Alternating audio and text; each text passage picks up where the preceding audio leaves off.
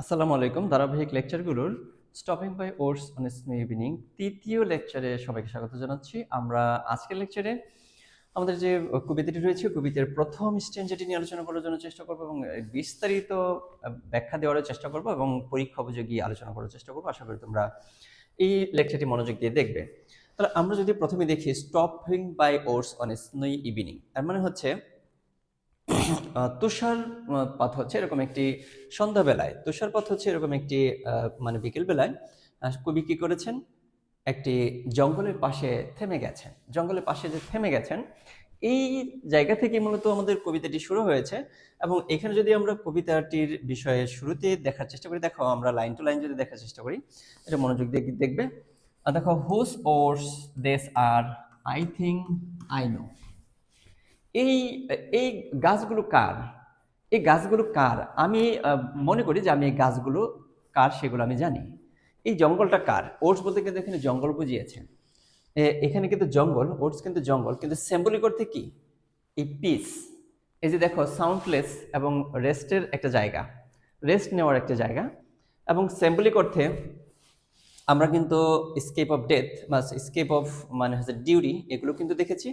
এখানে কিন্তু দেখেছি peace, rest and escape from responsibility, এটা কিন্তু প্রতীক হয়েছে। একই সাথে হচ্ছে temptation, mystery and possibly death, এগুলোরও কিন্তু প্রতীক হয়েছে আমাদের এই জঙ্গলটি। তাহলে এখানে কিন্তু শুরুতে উনি বলেছেন whose woods these are I think I know. এই বনটা কার? আমি মনে করি আমি তাকে চিনি। I know, I know. আচ্ছা দেখি, these are I think I know. His house is in the village though. তার তার যে বাড়িটা, এই যে জঙ্গলের যে মালিক, ওনার বাড়িটা যদিও এই গ্রামে রয়েছে, পাশের যে একটা গ্রাম আছে সেই গ্রামে রয়েছে। এখানে কিন্তু তার বাড়ি না, একটু দূরে রয়েছে। কোথায় তাহলে?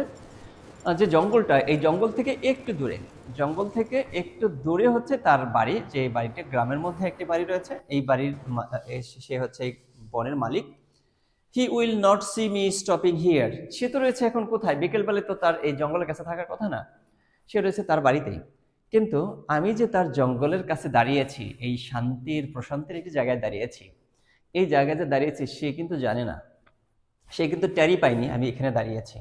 To watch his oats fill up with snow. এই যে তার যে জঙ্গলটা, তার যে গাছপালাগুলো, এটা হচ্ছে যে তুষারে পরিপূর্ণ হয়ে গেছে। তুষারে কি হয়ে গেছে? পরিপূর্ণ হয়ে গেছে। যে বিকেলবেলা, এখানে কিন্তু সিনটা একটু ডার্ক ডার্ক কেন? কারণ হচ্ছে বিকেলবেলার হচ্ছে অন্ধকার নেমে আসছে, তার মধ্যে তুষারপাত হচ্ছে। এই যে তার জঙ্গলে দেখো গাছগুলো যে রয়েছে, গাছগুলো যে তুষারে পরিপূর্ণ হয়ে গেছে, এই যে তুষারে পরিপূর্ণ হয়ে গেছে, এই জায়গাটাতে আমি যে দাঁড়িয়েছি, এই দাঁড়ানোর জায়গাটাতে সে কিন্তু জানে না যে আমি দাঁড়িয়েছি। টু ওয়াচ হিজ ওটস, তার এই প্রশান্তির, শান্তির, নীরের মানে শান্তির যে জঙ্গলটি রয়েছে, প্রশান্তি দেওয়ার জঙ্গলটি রয়েছে।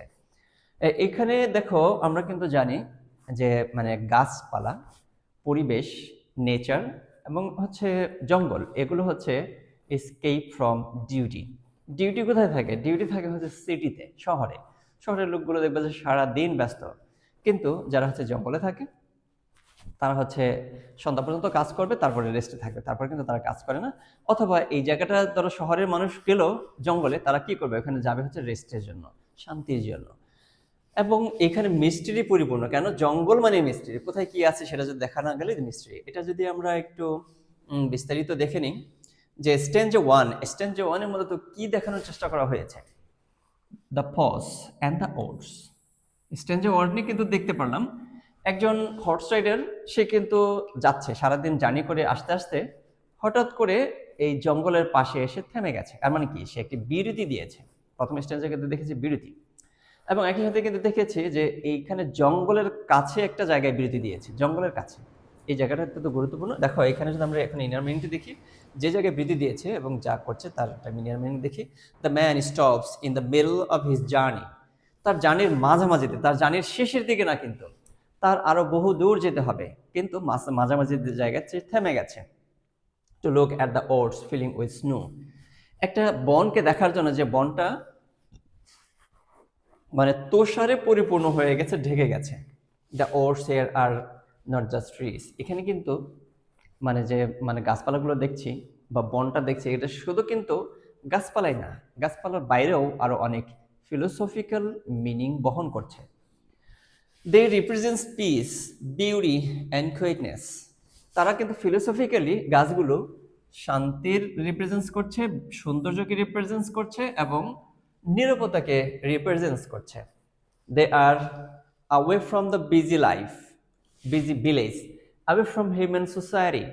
তারা কিন্তু মানুষের যে ব্যস্ত গ্রাম, সে কিন্তু প্রথমে বলেছে তার বাড়িটা এখান থেকে অনেক দূরে একটা গ্রামের মধ্যে, আমি জানি, তাকে চিনি।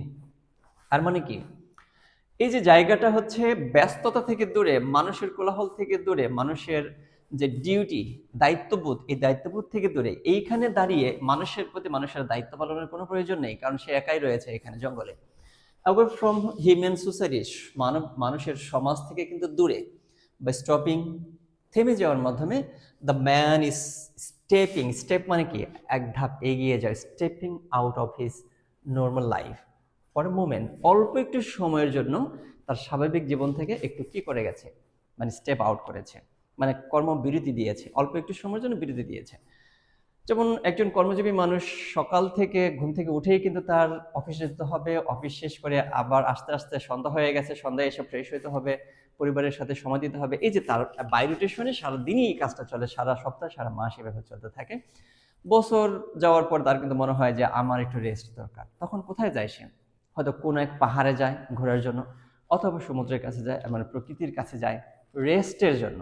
তার মানে এই জায়গাটা হচ্ছে রেস্ট নেওয়ার জায়গা, দায়িত্ববোধ থেকে একটু দূরে আসার জায়গা। সে কিন্তু শহরেই রেস্টের জন্য যায় না, যায় কোথায়? জঙ্গলে, অথবা বনে, অথবা পাহাড়ে।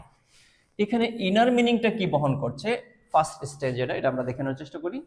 This shows our human need to pause and reflects. এটা কিন্তু দেখাচ্ছে আমাদের মানুষের জীবনে অল্প একটু বিরতি নেওয়ার কিন্তু একটু প্রয়োজন রয়েছে, এবং আমাদের জীবনটাকে একটু প্রতিফলন করে দেখানোর দরকার রয়েছে, দেখার দরকার রয়েছে আমি আসলে কিসের পিছনে ছুটছি, কোথায় ছুটছি, কেন ছুটছি, এগুলো একটু রিফ্লেক্ট করে দেখার দরকার রয়েছে। দায়িত্ববোধগুলো কি কি থেকে এখান থেকে একটু অল্প সময় আমাদের কোথায় প্রকৃতির কাছে যাওয়ার প্রয়োজন রয়েছে। আমরা কিন্তু দেখেছি রবার্ট ফ্রস্টের প্রথম মানে ক্লাসটি যারা দেখেছো বা লেকচারটি দেখেছো, এখানে কিন্তু দেখেছি রবার্ট ফ্রস্ট কিন্তু প্রকৃতি নিয়ে লিখতে পছন্দ করে, এবং ডিপ মিনিং নিয়ে লিখতে পছন্দ করে, ফিলোসফিক্যাল বিষয়গুলো নিয়ে লিখতে পছন্দ করে। দ্য ওর্ডস টেম্পট, টেম্প মানে কি? টেম্পট মানে হচ্ছে প্রলব্ধ করা, এটা কিন্তু ভার্ব। টেম্পট মানে প্রলব্ধ করা। The words tempt him to forget about his duties. এই যে জঙ্গলের গাছগুলো তার দায়িত্বকে ভুলে যেতে কিন্তু প্রলব্ধ করছে। যে দেখো আমার দেখবে যে মানে যত ধরনের রঙিন বৈচিত্র্য রয়েছে, বর্ণিল বৈচিত্র্য রয়েছে, সবই কিন্তু গাছ থেকে হয়, ফুল হয় গাছ থেকে। এক এক গাছের এক এক কালারের ফুল হয়, এক এক গাছের এক এক রঙের ফুল হয়। এই যে দেখো, এই যে এগুলো কিন্তু আমাদের প্রলব্ধ করে, এগুলো কিন্তু আমাদের আকর্ষণ করে এবং কাছে যাওয়ার জন্য আহ্বান করে। আচ্ছা দেখি, the woods tempt him to forget about his duties and simply rest in their calmness. তার যে নীরবতা রয়েছে, মানে এগুলো আমাদের প্রলুব্ধ করে, আসো আমার কাছে একটু সময় নাও, নিয়ে আমার এখানে কি করো, একটু রেস্ট নাও। It is the call of escape. এটা মূলত আমাদের দায়িত্ববোধ থেকে স্কেপ করার একটা ডাক। And break from the world's demand. Some readers also see the woods as a symbol of death. কিছু কিছু মানে হচ্ছে পাঠক কিন্তু এখানে অনেকে মনে করে যে এখন যে পথিক, পথ পথ কিন্তু জীবনের ধারাকে বোঝায়, আজকে কালকে তারপরে এভাবে কিন্তু আস্তে আস্তে আমরা বহু দূর পথ পাড়ি দিয়ে এসেছি। তোমরা যারা আজকের এই লেকচারটি দেখছো, হয়তো তোমাদের বয়স 18 থেকে 20 বা 21। এর মানে কি, তোমরা 18 থেকে 20-21 বছরের একটি দীর্ঘ পথ পাড়ি দিয়ে এসেছ। এর মানে আমাদের এই পথ কিন্তু জীবনের ধারাকে রিপ্রেজেন্টস করে। এখন এইখানে কিন্তু কোথায় এসে থেমেছে, সে পথ পাড়ি দিচ্ছিল, এখানে এসে সে একটি জঙ্গলের কাছে এসে থেমেছে, পথের কাছে একটি জঙ্গল, সেখানে এসে থেমেছে। এখন এর মানে কি, সে চাইছে যে আমার এখানেই বিরতি দিই, এই জায়গাটাই অত্যন্ত সুন্দর, এই সুন্দর জায়গাতে আমি থেমে যাই, শান্তির জায়গায় থেমে যাই। অনেকে কিন্তু বলে যে আমার শেষ জীবনটা একটু শান্তিতে কাটাতে চাই, অথবা কবরে আমি যেন শান্তিতে থাকি। আর মানে কি, ওইটাও আমার হচ্ছে ডেস্টিনেশনের জায়গা।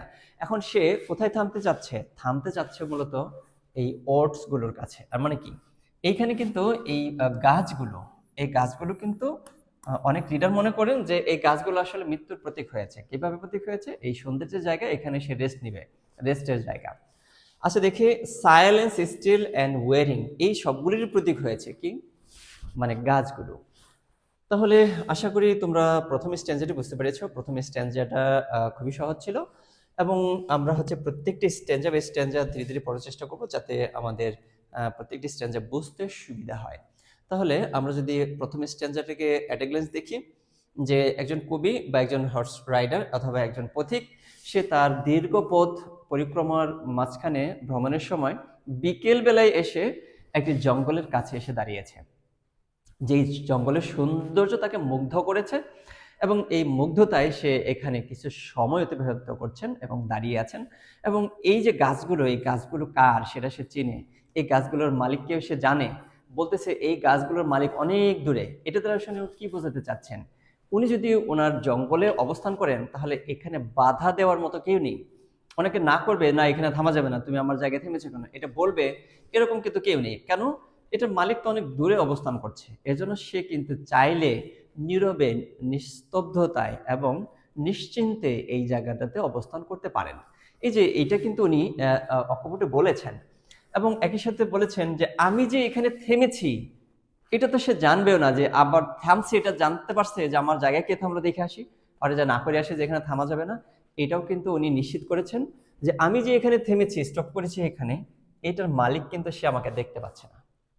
তাহলে আশা করি তোমরা প্রথম স্ট্যান্জাটি বুঝতে পেরেছো, এবং প্রত্যেকটি স্ট্যান্জা ছোট ছোট করে ভাগ করে তোমাদের পড়াবো, যাতে তোমাদের প্রত্যেকটি স্ট্যান্জা বুঝতে সুবিধা হয় এবং ক্লাসগুলো করতে সুবিধা হয়। এবং এরপরে যে দ্বিতীয় স্ট্যান্জাটি রয়েছে, সেই দ্বিতীয় স্ট্যান্জার ক্লাসটিতে অংশগ্রহণ করার জন্য সবাইকে আমন্ত্রণ জানিয়ে আজকের এই লেকচারটি শেষ করছি। ধন্যবাদ সবাইকে।